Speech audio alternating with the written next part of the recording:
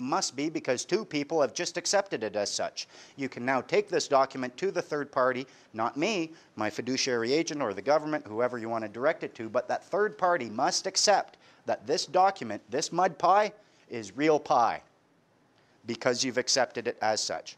They use tricky language, like acceptance for value took me a long time to try to understand what they were doing there until I said accepted as valuable. Okay, I can see that.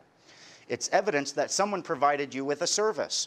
They might have been a government agent just bringing you mud pie. It might be service in the form of a ticket. It might be service in the form of a summons or anything like that. But all they're doing is trying to serve you. The problem with acceptance for value is knowing what you can and cannot accept and how to deal with something. If you get a notice, you shouldn't be accepting that for value because all it is a notice. You deal with a notice with your own notice. And you take their notice. What I used to do is I'd take their notice, I'd write on the back, here's my notice, and it's a notice of discharge of alternative notice or notice of discharge of notice by way of seeking clarification. They're trying to communicate with me. I don't know what your words mean. What does this word mean? What does this word mean? What does this word mean? Balls in your court. And they never want to start playing that. If you get a remittance, and this is where when we went through with Rob with the whole parking ticket issue, the end result was them sending a remittance. We looked that up. A remittance is a specie of money sent by one merchant to another, but it has to be signed. Look at the money in your pocket. It has a signature. It has two parties accepting it as valuable.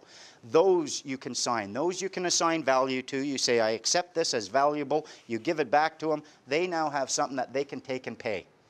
What we found with the parking tickets, they would send you this remittance, and what they want you to do is not touch that, but send that back, that original document, with a check for the value of the remittance. So they are getting two species of money. They've got 80 bucks in that envelope, not 40, and they're using this check to act as in an administrative capacity for you, and they are adding value to that. It's called twinning a stream of revenue, and it's highly unlawful.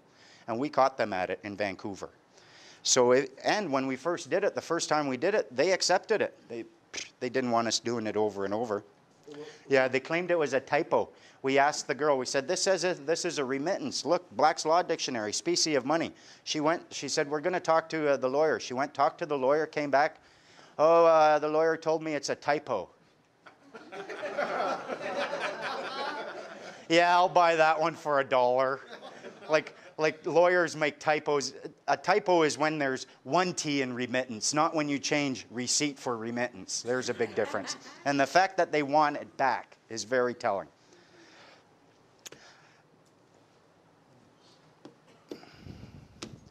The other thing I found, now to realize what your remedy is, one of the big problems is we're in rebellion. The government gives us an order, a government agent, a lawyer, or a judge, a JP, they'll try to give us orders. We say, I don't want to accept that order, nah, nah, nah, nah, nah. And then you're in conflict, and that's what we're trying to avoid, is the conflict. I was at a bar, surprise, surprise. I'm sitting there, the waitress comes up and asks this guy, and you know how sometimes you just have to see the cart before the horse, before you realize what's going on. She came up and she asked this guy, are you ready for your bill? Yes, please, bring me my bill. She turned to this couple, would you like to place your order? I went, ding, click. Bills follow orders. When have you ever in your life made or placed an order and then not been immediately liable for a bill? Go to McDonald's, you'll see what I mean. You order food, bang, here's your bill, pay up, you pay the bill, your order is filled. You go into court, they try giving you orders. They do it all the time. Cops will give you orders. If they go in there, and you see this, if you go into court, you watch them, they'll give you an order, and then they just want to get you out of there as fast as possible because you have a right at that point to accept their order and give them a bill. I'm ordering you to pay a fine of $1,000. I accept your order. Here's my bill for $2,000. Pull out your checkbook, judge. They are liable for bills the moment they give you an order. Bills as in dollar bill? No, a bill as in an order to pay. Now, one of the problems that I've noticed with a lot of people in this whole movement and in the whole system is that we think that we have to win right now. We're in court, oh, well, I failed, I messed up. What if I were to tell you that you have 3 days grace at any time? It doesn't matter what you're dealing with. If it's a parking ticket, a violation ticket, a court order, you always have 3 days grace. The reason is, what they are doing is called a transaction of a security interest.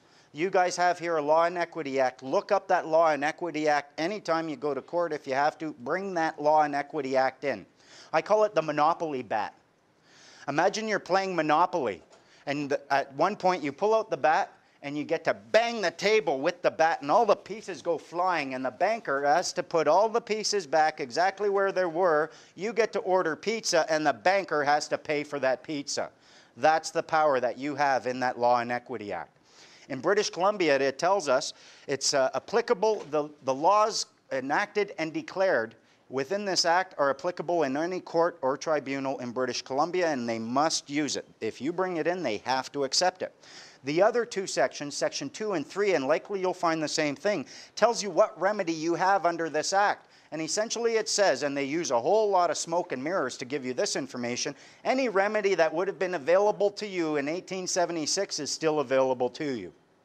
Which means you can say, no, I don't want a transaction with you, I don't want a contract with you, I don't want you to have any power or authority over me, and I'm not accepting it.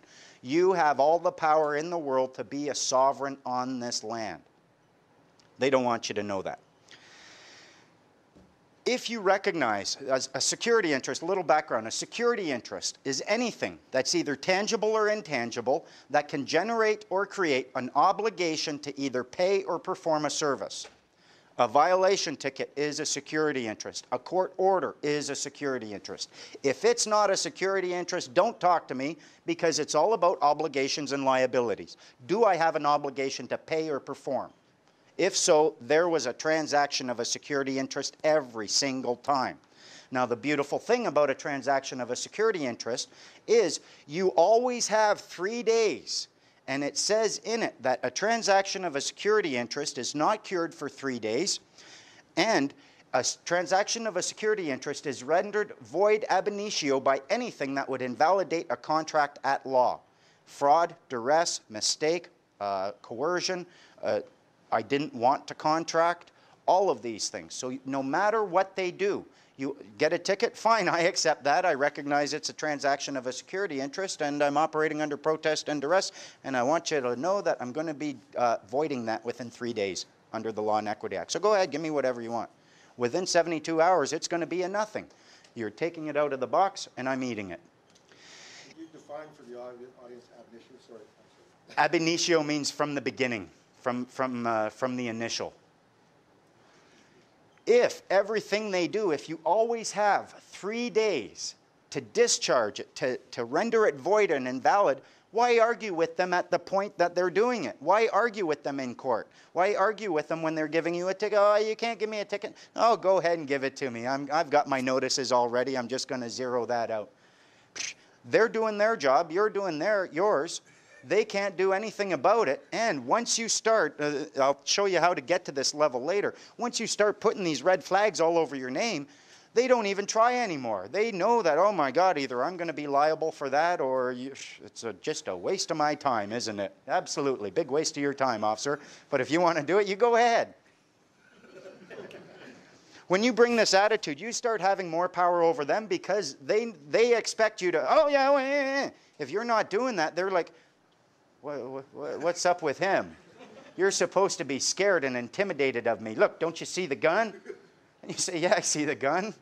Guess what? See the smile? We have more power over them. All of their power that they have over you is a result of two things: their deception, your ignorance. Sorry to be rude, but their deception doesn't work without your ignorance. And the way to deal with it is to deal with your ignorance. Then when their deception comes, you can look at them and smile. And you can tell them, you know, I'm not a child of the province. I don't know why you're trying to apply that to me. You can talk to them from a position of having power. And Clint will tell you, once you get to this position, you drive down, you see cops, you're not scared of them anymore. You don't get that, oh, the cops pulled me over. And now it's a chance to test out my theories. This is going to be fun. Now, how do we do this, though? When I was doing my research, what I found was that way back when, the judges used to always ask if someone was making a claim for damages against them, if there was a claim, the judges were always asking, where's the notices? And they would demand to see the notices. And if there were no notices, okay, this is dismissed, you failed to notice the other party. I ended up doing more research. I found out they used to actually use all the time notices of understanding and intent.